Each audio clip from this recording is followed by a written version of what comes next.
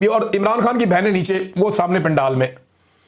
अब सारे ये कहेंगे वो अपनी मर्जी से थी। मेरे ख्याल में उनसे दरखास्त करनी चाहिए थी कि अगर वो नेशनल मीडिया पे आके, सोशल मीडिया पे आके, मुख्तलिफ प्लेटफॉर्म्स पे आके, इंटरनेशनल मीडिया पे बैठ के जो इमरान खान का जेल में मौक़िफ़ है वो अगर सबके सामने बयान कर सकती हैं, तो इस पंडाल से भी उनको मौक़िफ़ बयान करना चाहिए था और सबको बताना चाहिए था कि इमरान खान ने जेल से पाकिस्तानियों के लिए क्या पैगाम भेजा है।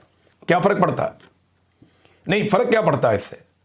सबको सियासत करने का हक है, सवाए उन लोगों के जिन्होंने हलफ लिया हुआ है कि वो सियासत में मुदाखलत नहीं करेंगे। अब जिन्होंने हलफ लिया हुआ है कि वो सियासत में मुदाखलत नहीं करेंगे, वो तो राज्य के कर रहे हैं। और अलीमा खानम को इजाज़त नहीं है कि वो अपने भाई का पैगाम सुनाए। अब मुझे पता है कि अलीमा खानम यही कहेंगी बाद में कि जी मैं तो खुद नहीं गई, या मैं क्यों जाऊं स्टेज पे, भी मैं करना, लेकिन वो हो सकता कह भी नहीं।